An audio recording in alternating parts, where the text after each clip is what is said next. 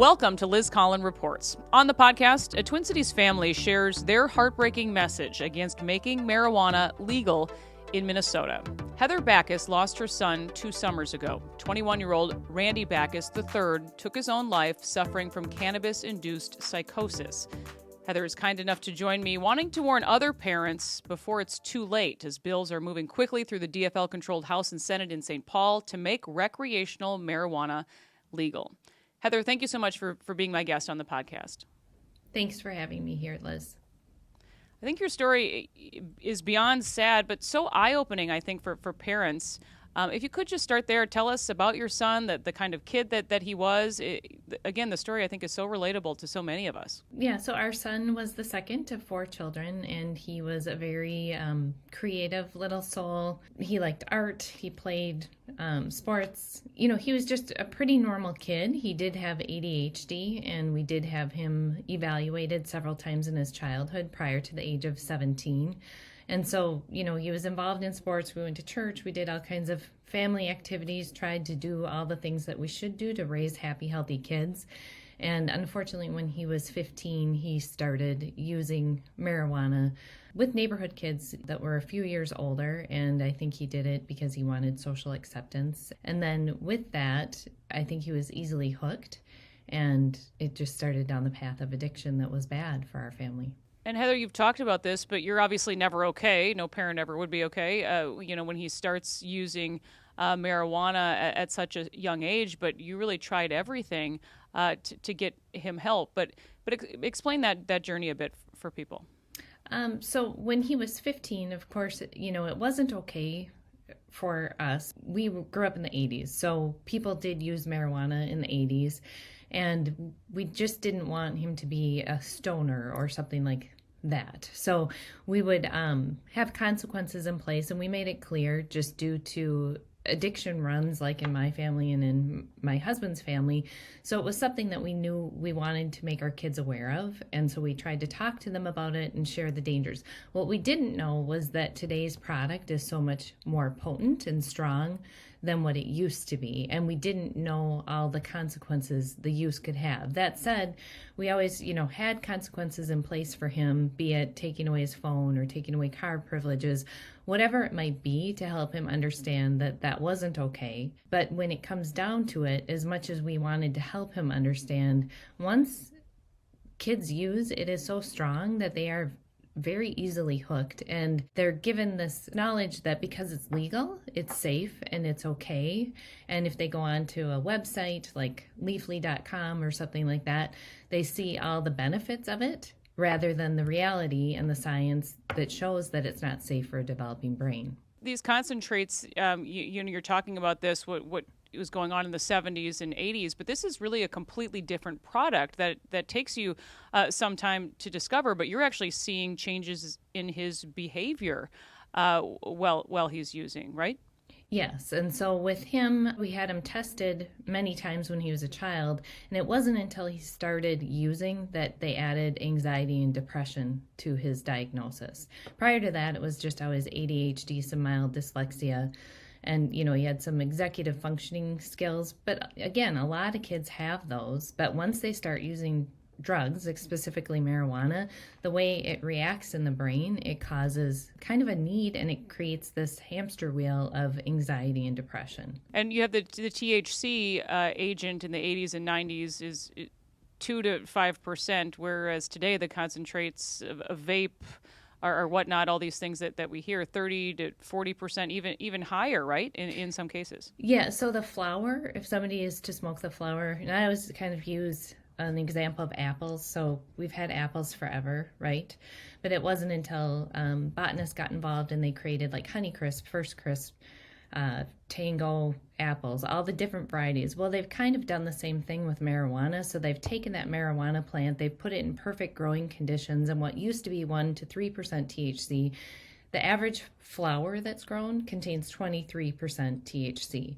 Now they take the THC out of that flower and they create those concentrates. The dabs have a potency range of 60 to 99% THC, and the vape cartridges are anywhere from 40 to like 95% THC.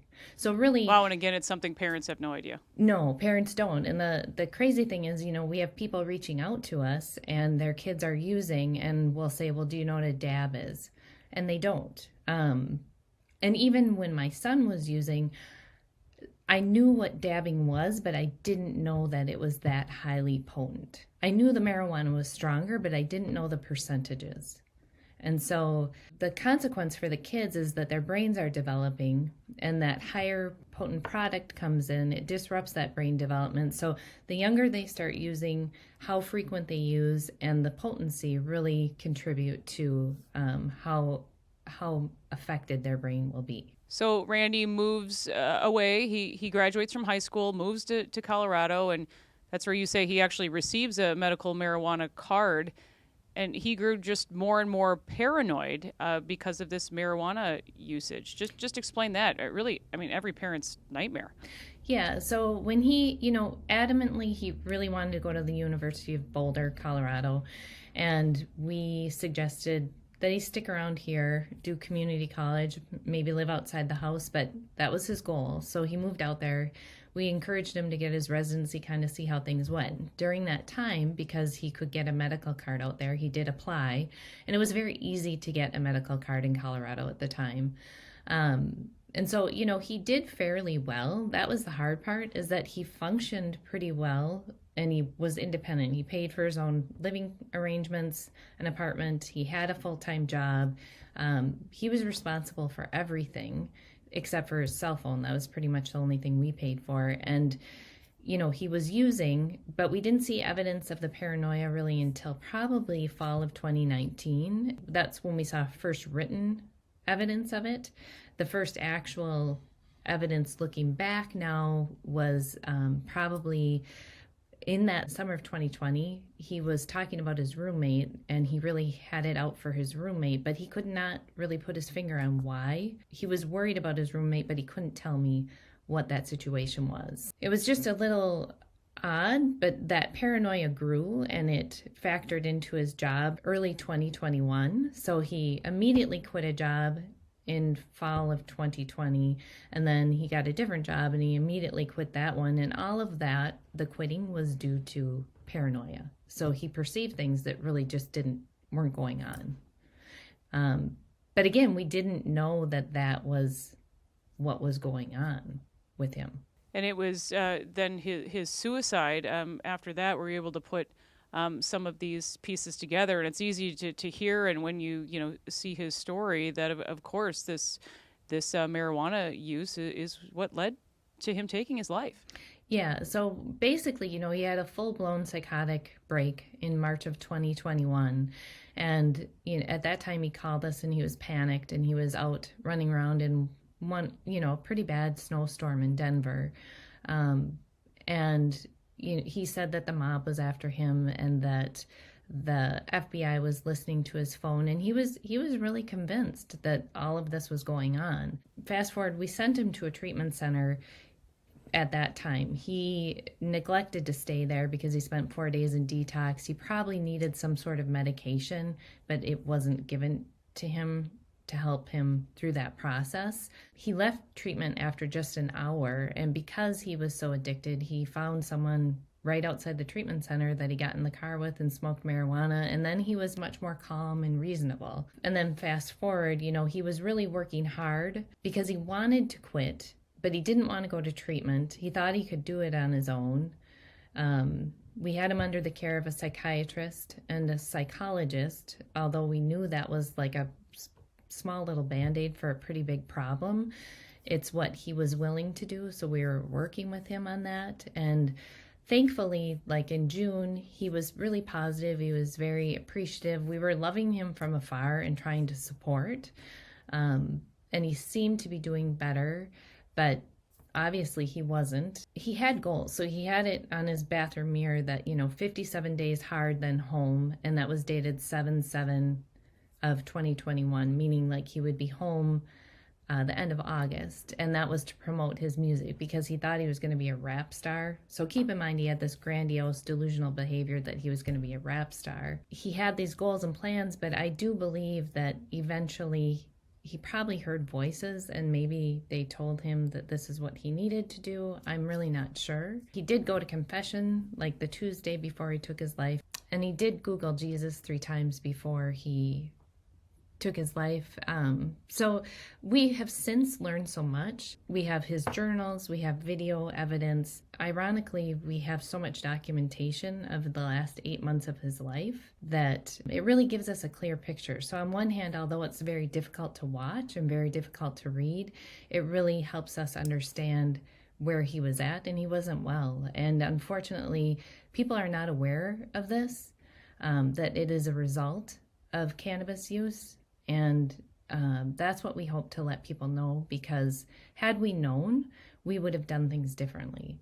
I don't know that our outcome would be different, but I definitely would have found a state that I could take him to and have him committed and, see if we could get him healthy again. In a way, you would have known what you were up against, but there is this push in St. Paul to normalize Yes. All of this, moving through the House, one through the Senate, to make Minnesota the 21st state to legalize recreational marijuana. But do you think lawmakers really have a full grasp of what they're actually voting for? I do not, because I've been going in and meeting with representatives and senators, and we'll ask them, do you know what a dab is? And they don't. So I think lawmakers are somewhat under the belief that they're voting on what marijuana was in the 60s, 70s, and 80s. They don't know what the products today are, because I think if they knew, they would think otherwise. And you'd hate to have this happen to anyone that you love or care about. The sad thing is it will happen once it becomes legal here. There's just too many people that are already suffering from it. And although we don't know that much about it here,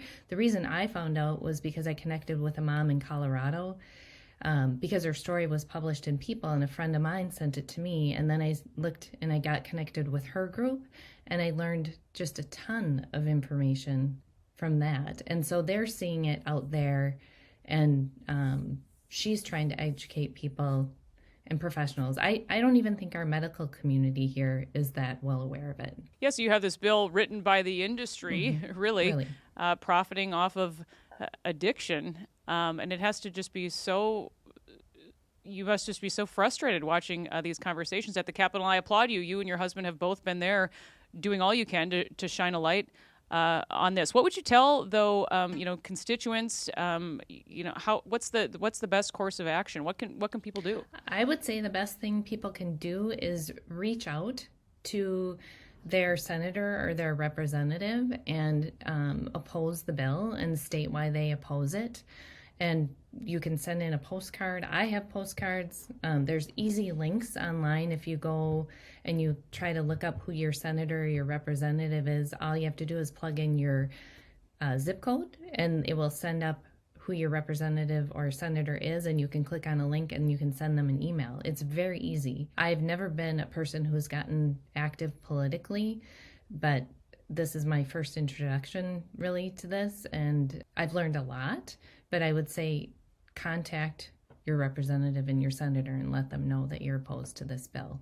I thought it was interesting. The Minnesota Department of Health now has some data after these hemp-derived THC edibles, this measure that went into effect July 1st. But there is this correlation to THC poisonings. Yeah. The hospital-treated cannabis poisonings, I think it was from 115 in the second quarter rather than to 151 in the third quarter. But those numbers, they're real. You can't dispute that, and it's pretty easy to see that will get worse should these safeguards be taken away. Yes, that will get worse. And not only that, the Delta 8 products that they're selling at your local gas station, kids have easy access to it, and that has the same psychoactive effect on the brain and the same detrimental effect to the developing brain. So it's definitely something that we need to address as well. Your husband has said before that the irony is my son thought that marijuana was saving his life, and it took his life. Yeah, and that's the reality of it. And our son, we had many arguments while he was living with us, why he wanted to use it, why he thought it was beneficial. I wish he would have known the effects on the brain prior to even ever trying it. And I think had he known, because he was a fairly cautious individual, he may never have tried it just because he would have known it was bad for his brain development. But that was never, ever communicated or anything you'd find on the internet. And that's where the kids are getting their information. Right.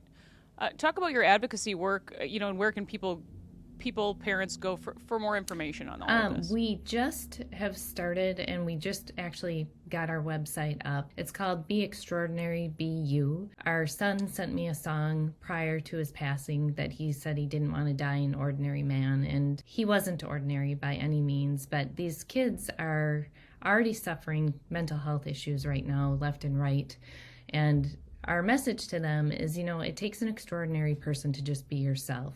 And so we're encouraging kids, be extraordinary, just be yourself, love who you are. We're all created a little bit differently and uniquely, and that is meant to be, and that makes the world interesting and a better place. So that's our encouragement, but if people want to find out, they can go to Be Extraordinary, Be You, or they can email us at harmsofthc@gmail.com. Well, Heather Bacchus, thank you so much for all you're doing to protect our kids. I know we greatly appreciate it, and good luck. Well, thank you so much, Liz, and thanks for your time. Thank you, Heather. And that will do it for this episode of Liz Collin Reports. We'll see you next time.